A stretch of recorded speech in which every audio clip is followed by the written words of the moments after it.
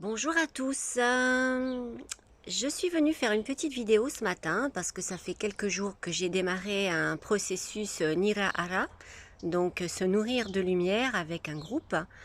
Ça se passe merveilleusement bien et j'ai surtout eu le message qu'il était vraiment important de communiquer à ce propos, que l'être humain est en capacité de se nourrir de lumière, que c'est pas seulement une fantaisie mais quelque chose qui se vit et qui fonctionne très bien. Ça fait pour ma part 9 mois que je suis dans ce processus et je me suis jamais sentie aussi bien. J'ai même guéri une fibromyalgie.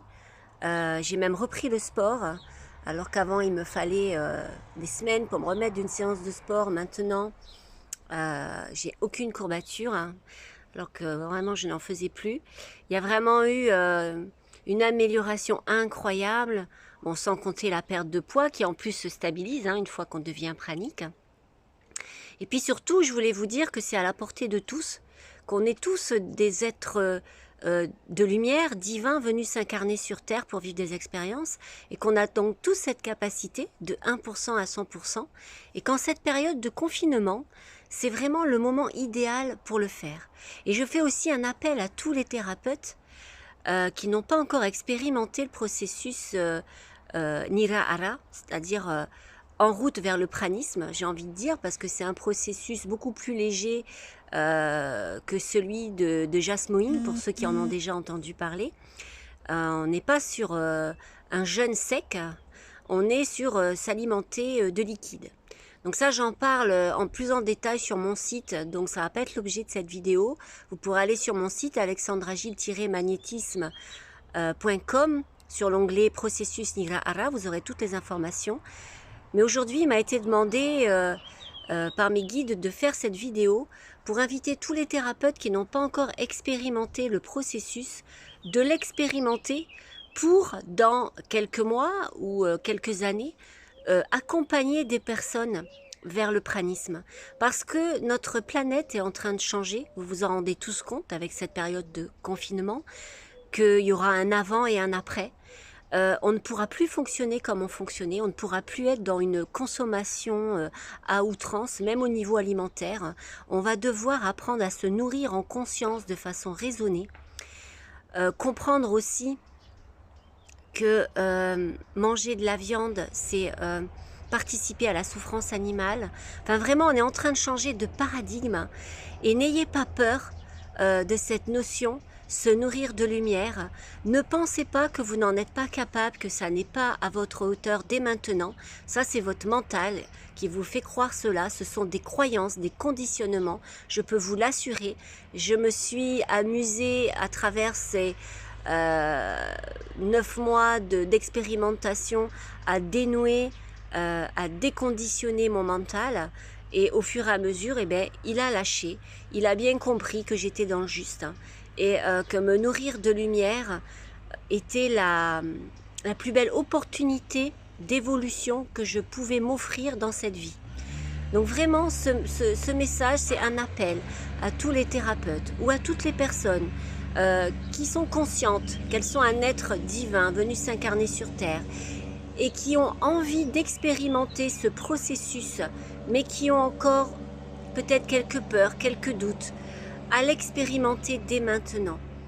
Parce qu'on est dans une période d'intériorisation où l'univers nous a confinés chez nous pour nous demander d'effectuer un retour vers soi.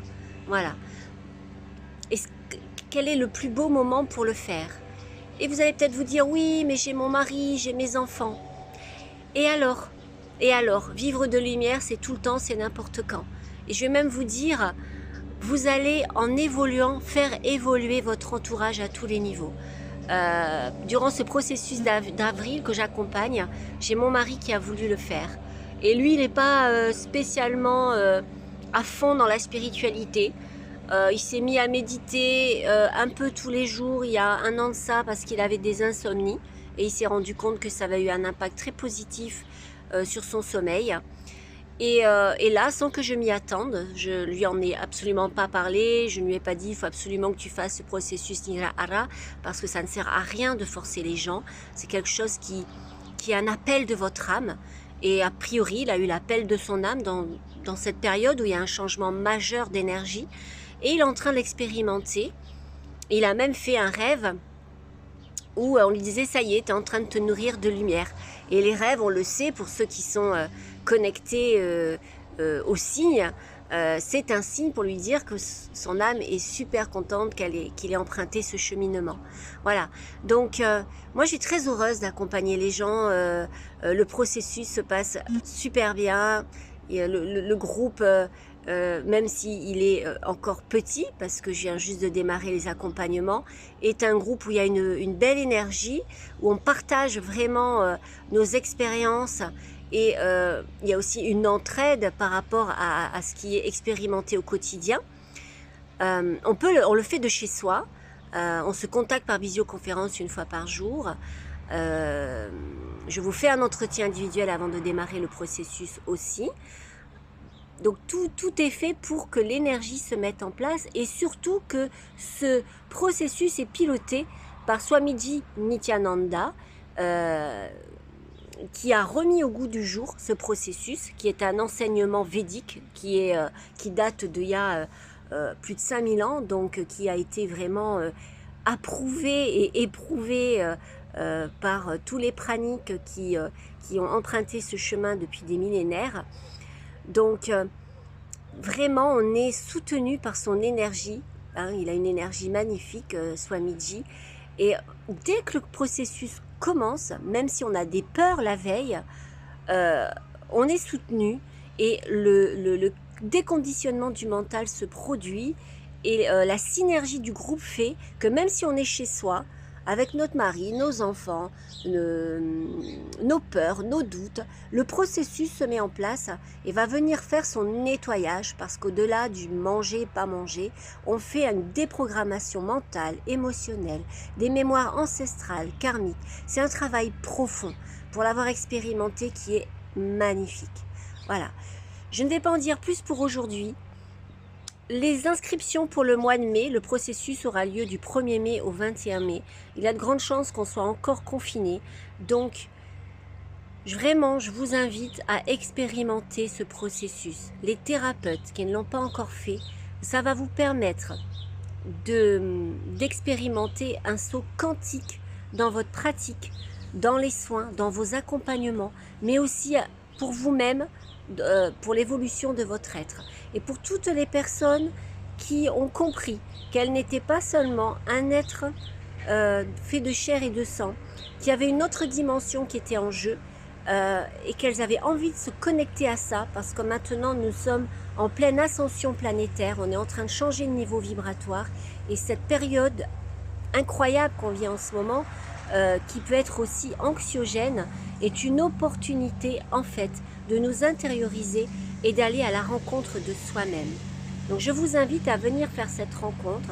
Vous pouvez vous inscrire pour le mois de mai dès maintenant, les inscriptions sont ouvertes et je me tiens à votre disposition par mail pour poser vos questions que vous pourriez vous poser et vous inscrire. Voilà, je vous attends. J'espère un groupe aussi lumineux et porteur que celui du mois d'avril. Et je vous souhaite à tous, dans cette belle journée qui s'annonce, de belles vibrations. Connectez-vous à vous, intériorisez-vous, méditez un petit peu. Voyez si le processus Nirahara vous appelle. Écoutez les signes. Et si ça vous appelle, eh bien écoutez, je vous souhaite d'aller vers le thérapeute qui vous convient, parce qu'il n'y a pas que moi qui fais des processus Nirahara. J'en profite pour faire un petit coucou à Nelly et Alice, qui sont aussi de belles personnes qui accompagnent sur ce chemin, et d'autres bien entendu. Voilà, à vous de faire votre choix, laissez l'énergie vous guider. C'est plus un appel que je lance au niveau collectif, parce que dans les temps à venir, les personnes vont se tourner, vont avoir besoin de se tourner de plus en plus vers la nourriture lumière, que ce soit par la méditation ou s'alimenter en conscience, se nourrir de lumière. Et pour cela, il va falloir que vous ayez expérimenté pendant plusieurs mois le processus, parce que vous serez, comme tout le monde, contraint à aller au rythme de votre mental, avec ce qu'il aura envie de dénouer au fil des mois. Voilà, c'est une magnifique aventure et j'espère que les futurs thérapeutes, les thérapeutes auraient envie d'expérimenter cela pour pouvoir accompagner plus tard des personnes de leur entourage, de leur clientèle, qui elles-mêmes pourront aussi apprendre à se nourrir de lumière. Voilà, je vous embrasse tous et je vous envoie à tous beaucoup de lumière.